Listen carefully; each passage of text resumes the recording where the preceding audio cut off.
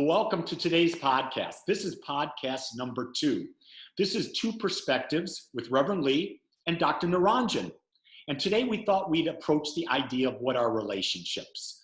And so we'll look at it from several aspects, what they are, what they mean, what can make them more valuable. And today we're going to start off getting a perspective from Dr. Niranjan on his view of what relationships are. There are two words that come to me when I think about any relationship. One is acceptance, the other is expectation. The fundamental question we have to ask ourselves in any relationship is whether we're approaching it from a point of view of an expectation, or is it through acceptance? All relationships, besides one, begin with some expectation.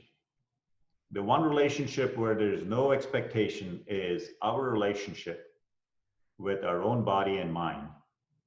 When we first come into the world, we are full of bliss and joy, and we respond to love, unconditional love of our mothers, and our response is just pure joy.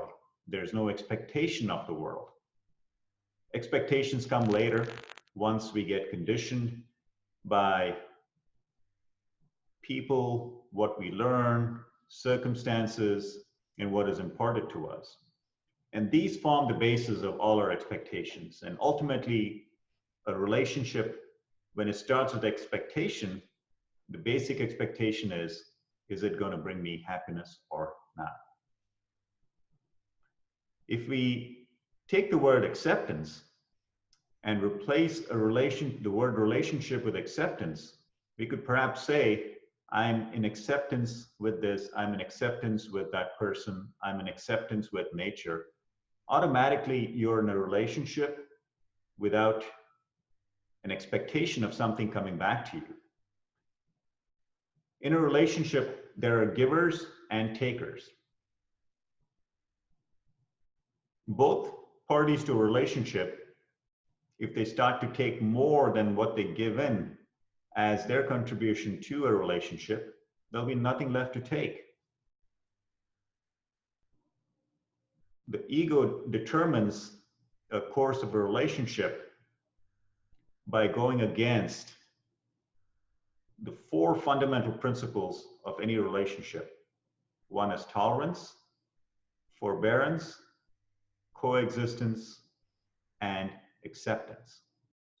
I love the way you put that because it's a different perspective than how I look at them, but I can see how they fit together. And when I look at relationships, I go back to the very fundamental that the only purpose I'm in a relationship is to support and grow myself and to support and grow the other person. And so that's the fundamental reason that I enter into a relationship. And from there, it starts with unconditional love. And I think you summed that up perfectly when you said acceptance, because that's what unconditional love is to me. It's unconditional acceptance of myself and unconditional acceptance of who I'm in relationship with. So what I want to do is I want to add to this discussion by bringing in the idea of agreements. And I think agreements are critical to this idea. And I think I'll go and I'll reflect back to Don Miguel Ruiz, who wrote the 5 agreements. He actually wrote the 4 agreements, and then he wrote the 5th agreements. And the 5 agreements that he talked about that I think are critical to living a good life are, number 1, never make assumptions. Number 2, always do your best. Number 3, never take anything personally. Number 4, question everything. And number 5, don't take anything personally. I would add to that, this is the Lee Wolak agreement that I think is the key to every relationship. And that is, ask for what you want when you want it. And if you think about that and you have that agreement with whoever you're in relationship with, guess what? There's no drama. There's no guessing. Because with that agreement, you never have to guess what's on your partner's mind. You don't have to get, because you know, because if they're not asking you, they're not telling you what they want, You have no obligation to go any further. And I'm going to tell you, this week will be 47 years of marriage. And when Jean and I established that single agreement, it made everything easier. I'm not going to go into a great deal on the 5 agreements that Don Miguel Ruiz did, because you can go read that. Probably one of the best books I've ever read on practical living. So I want to just say that if you want to get your relationships better, I agree with Niranjan, it's acceptance. I also agree that it's important to know what the purpose of a relationship is and then to have agreements with it. So Niranjan, where do you want to take this? Where do you want to add to this and make it clearer for our audience? I like the idea of having agreements in a relationship. Perhaps the one agreement that I feel is fundamental to any relationship is the agreement that you let the other person be who they want to be and who they need to be. And there are 2 ways we can improve our relationship, improve ourselves in a relationship. One is as a participant and the other as an observer. When we first get into a relationship, we want to jump right in. We want to become a participant right off the bat. And we forget the critical component of any relationship is also observing the other person, what makes them happy, what you think would make them happy, and what is it that we can give and help grow this relationship. Because a relationship is like a tree. A tree needs soil, a tree needs water. If only soil is there without water, a tree can't grow. If there's only water with no soil, a tree can't grow. So the two people in a relationship are like the soil and water that waters the roots of a tree. And once the tree grows and blooms and flourishes, the fruits can be given to all. So a relationship doesn't have to be only between 2 people. You learn to share, learn to care, learn to grow in love. And through that experience, the fruits of that relationship can then impact lives of people all around us in so many positive ways. And it teaches us another important aspect of any good relationship. That is, relate to everybody, but don't attach yourself to anyone. And we can turn this inside with our own relationship with our thoughts. Oftentimes, we are attached to one particular thought, a particular thought form, or an idea, or a conditioning, or a habit. So if you take the attachment out and you say, I'm going to relate to all thoughts, let's see what they bring. If it's useful, I'll make use of it. If not, I will practice detachment and awareness and let the thought pass without obstructing it by suppressing it or forcefully pushing it away. And then once you learn to relate to the mind in this fashion, it becomes easy to relate to people of the world, because people, by extension, are an extension of their minds. So if you can relate to your own mind, it makes it easier to relate to so many different diverse patterns of minds out there that we may encounter on a day-to-day basis. As you were talking, it reminded me of a song. Back, I think it was in 1974, 1975, Meatloaf came out with his first album, Bad Outta Hell. And the song that was on the radio was 2 out of 3 Ain't Bad. And the lyrics of the song were, I want you, I need you, but I'm never gonna love you. And I can remember even at that young age, I would sing, I want you, I love you, but I'm never gonna need you. And I can remember all the women or friends of mine, friends of my wife's, they thought I was like the biggest horse's patoot, because how could I need my wife?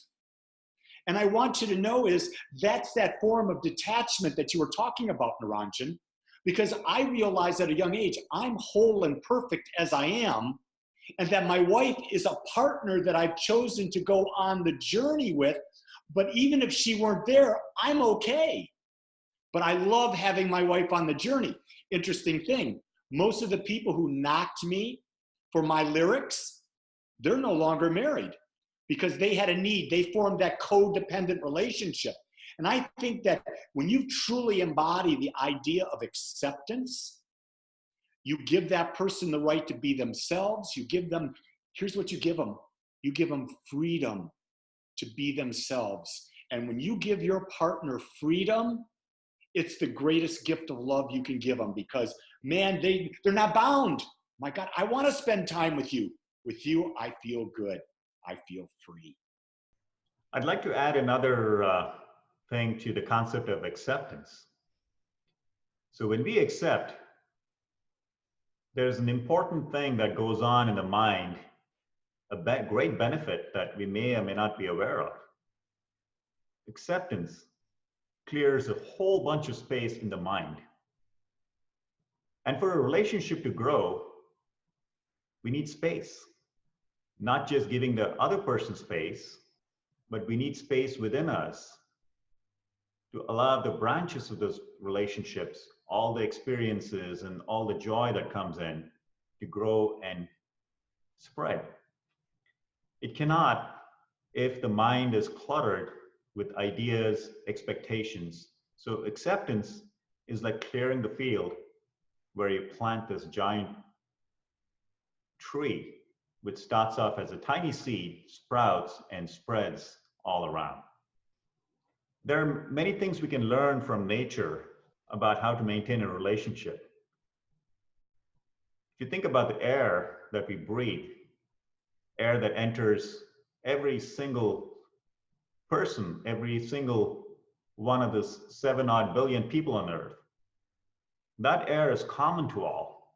It has a relationship with all. It doesn't say that I'm going to make this person live and I want this person to live a certain way because I'm providing life-giving breath to that person. No. It relates to everybody. We use the air, we live, and we have the freedom to express ourselves in the way we want to express ourselves. And air is not attached to anybody.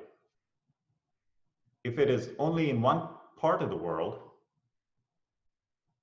then you could say that air is giving preference to one portion and not the other. It's uniform. No matter where we go in the world, our passports may be different, but our lungs are the same. So when we relate to another person, if we relate from the perspective of acceptance, which clears up space in our mind, and acceptance also means that there are no desires or expectation that the other person is going to bring us happiness, then there's a chance to express the oneness, the unity, which can give us so much joy, bliss, happiness, and contentment, that life would be one long song. I don't know the lyrics of the song that Lee was just talking about, but it's going to be a beautiful song of love, dance, togetherness, oneness. And isn't this what life should be about? It shouldn't be about trying to grab this, grab that, use this person for happiness, use that person for something else. Let's all relate to each other. Let's all be one, like the air we breathe. And let's express ourselves in our own unique ways and make this a richer, more beautiful, and a great place to live. We're lucky that we are aware of this relationship that we have with nature, with our own selves, our mind, body. Let's learn from that and spread that as love to everybody we see. As you were talking, all I could think about is the song lyrics that love is in the air and love is everywhere. And isn't that the case? It's just that we close our eyes and we don't observe that it's always with us. And I think that for those of you listening, I think the best place that you can start for a better relationship is to take these principles that we've talked today and start applying them to yourself first. Because until you can apply acceptance to yourself, agreements to yourself, understanding, giving yourself the freedom to be yourself, you're not going to be able to give it to anyone else. So I'm going to invite you in our comments section below. If you have questions and you want to take this discussion further, please write them in the comments section so Niranjan and I can identify with them. And what we're going to ask you to do is, if you like this, my God, subscribe to this YouTube channel, Two Perspectives. Share this video with all your friends. Tune in, because we're going to be putting out a video every week for you. We don't know what the topic is until a day or two before, but we want to make sure it's of value to you. And if you tell us what you want, by God, we're going to give you what you want, because we're here to serve you. So from Niranjan and I, we wish you a blessed week, and we say to you, be the best you can be. Love yourself the most, and know that when you do so, the world will love you back. Until next time, aloha.